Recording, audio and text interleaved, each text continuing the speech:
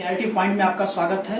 मैं प्रशांत सर आपके सामने फिर से एक वीडियो लेकर आया हूँ और इसमें हम आपको क्लास 10th सीबीएसई बोर्ड के पॉइंट ऑफ व्यू से जो हमारा आज का टॉपिक है इंडियन कॉन्स्टिट्यूशन की feature means property of Indian constitution. In this video, in this session we have a very wonderful discussion that what are the greatest property of our Indian constitutions, what type of the arrangement has been done by Indian constitutions, what type of instructions has been given by Indian constitution to the Indian governments. Everything we will come to know after having this one wonderful sessions. So first of all, we can say that what are the key feature of Indian constitutions. Normally, we can't say that only 4 to 5 points are the key feature of Indian constitutions. Apart from these points, so many other major properties of Indian constitutions are there. But in a simple language, in a easy task, we will identify them through the help of these 4 to 5 points. And the point is first of all is federalism. तो हम यह कह सकते हैं बच्चों कि भारतीय संविधान की हमारी 4 से 5 वाक्यों में विशेषता बतलाना एक बहुत ही छोटी सी बात है। इसकी अन्य भी विशेषताएं हैं, लेकिन हम 4 से 5 पॉइंट के माध्यम से इनकी विशेषताओं को लेकर चलेंगे हम यहाँ पर। इसमें हम 1 बाय 1 डिस्कस करेंगे कि हमारे भारतीय संविधान में जो अरेंजमेंट किया है फेडरलिज्म का मतलब क्या होता है, इसका अर्थ क्या होता है, उसके बाद parliamentary form of government, separation of power and fundamental rights and secularism. Means हम how can we say that India country nation of India is the greatest democratic nation of the entire world. If we do the comparison in the rest of other entire nations, then India is the best democratic nation of the world. Why we can say that? Because of some arrangement has been done by our Indian constitutions. So first one arrangement is federalism. Federalism in Hindi we call it संघवाद.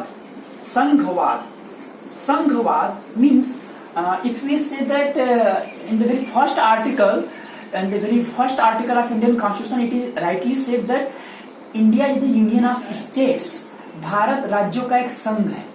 Means federalism means whenever a country is run or governed or controlled by more than one level of government, is called as federal form of government or federalism.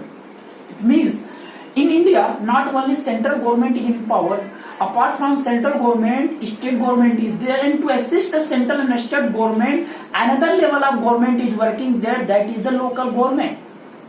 Means in country India, there is an arrangement of more than one level of government. Means apart from central government, apart from union government, there is state government, and to assist them of the above 2 level government, one local government is there. Because of this property only, this is called the federal form of government, and this arrangement has been done by our Indian constitutions only, and no other country of the entire world is there where their nations constitutions has done this type of arrangement. If we talk about the country Belgium, there also it is arrangement as there. That's why we can say that government means what of the arrangement has been done by Indian constitution, that arrangement is the very best arrangement which is done by our Indian constitution. So first was the federalism. If we talk about the second major point, that is the parliamentary form of government. In Hindi we say that संसदनात्मक शासन प्रणाली. Means here means parliament is the whole and soul of the entire nation. Means the head of the parliament will be the head of the nation. The head of the parliament should be elected, not should be appointed. And who is the head of the parliament? The head of the cabinet is the parliament. And who is the head of the cabinet? The prime minister is the head of the cabinet. It means the real power which has been handed over to the prime minister, who can rule and who can run the government because of handing over our power from the common public to the representative of the parliament form of government. So through this basis we can say that what type of this arrangement which is done by the Indian constitutions, that is what the greatest feature is what, that here no presidential form of government, means the power is not limited in the very few hands, but the power is limited in the many more hands. In parliamentary form of government, one not 2, not 3 assemblies there. We can say that not only Lok Sabha is there, Raj Sabha is also there, and President is also there. Means so many more powers are there. Means power is not limited in very few hands. Power is spread over so many hands. That's why this is the greatest features of our Indian constitutions. And if we talk about the third feature, that is the separation of power, in Hindi we call it शक्ति का पृथक्करण. शक्ति का पृथक्करण यानी कि शक्तियों का बंटवारा, शक्तियों को बांटना. If we talk then within the separation of power में 3 पार्ट होते हैं. एक होता है हमारा है लेजिस्लेचर, सेकेंड है एग्जीक्यूटिव एंड थर्ड है आपका judiciary.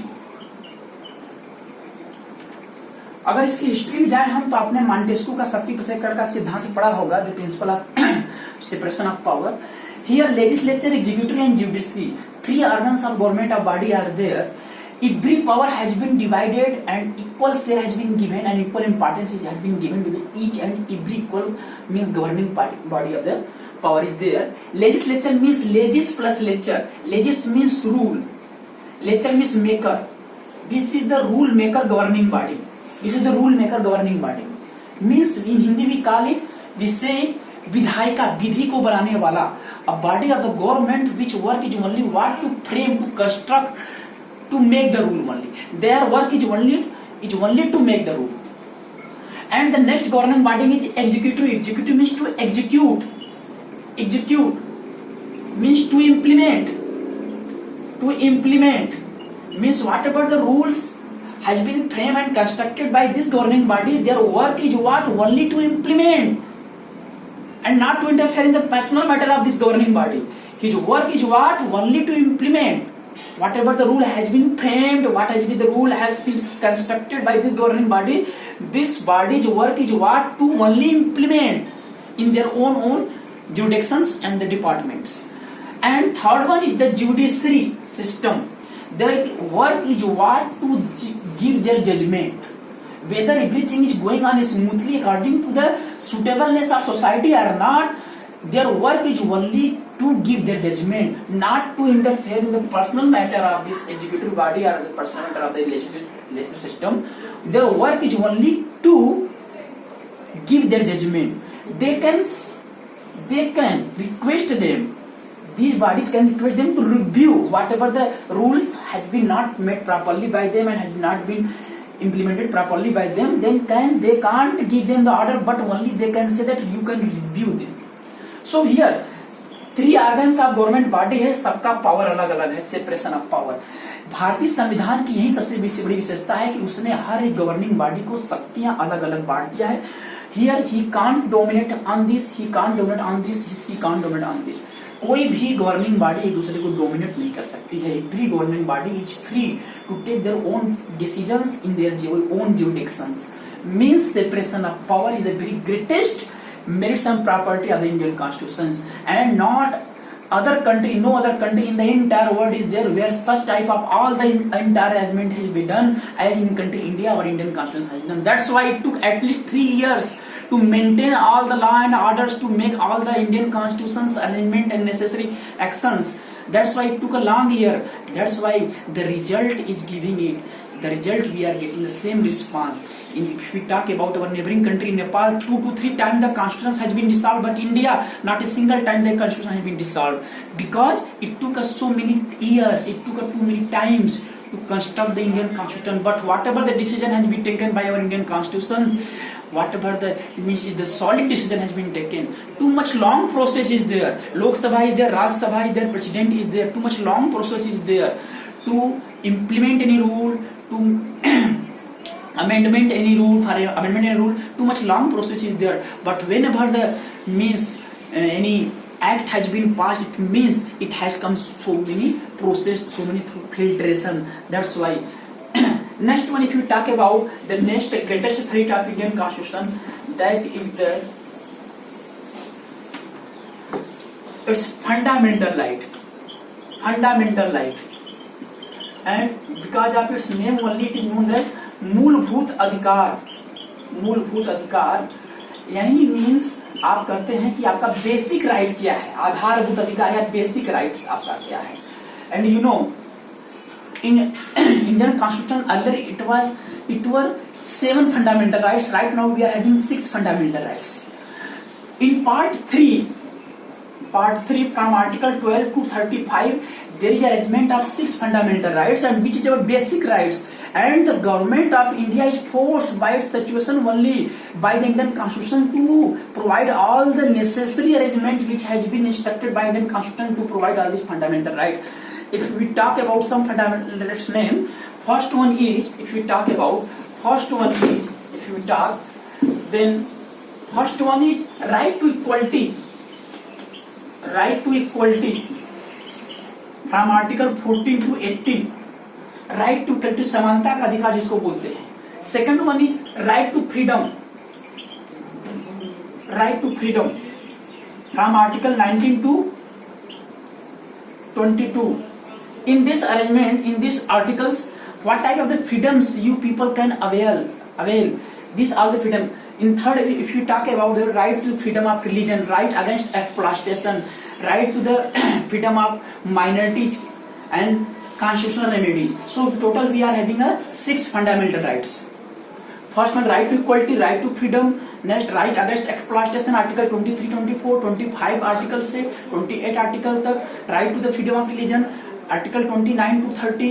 Right of the cultural and minorities. Next one, article 32, constitutional remedies. So these are the fundamental rights, and we can say that these are the rights which are claimable by the courts. If the government itself is not providing all these rights, we can claim against the government in the courts. That's why these are called as the fundamental rights. This is the greatest merit of any Indian nation. And the next one and last one is the secularism, the greatest merit of features of the key feature of Indian Constitution, that is the secularism.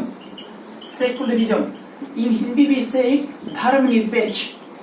धर्मनिरपेक्ष means, या इसको कह सकते हैं गुट निरपेक्ष, यानी किसी भी गुट में या किसी भी संगठन नहीं रहना है।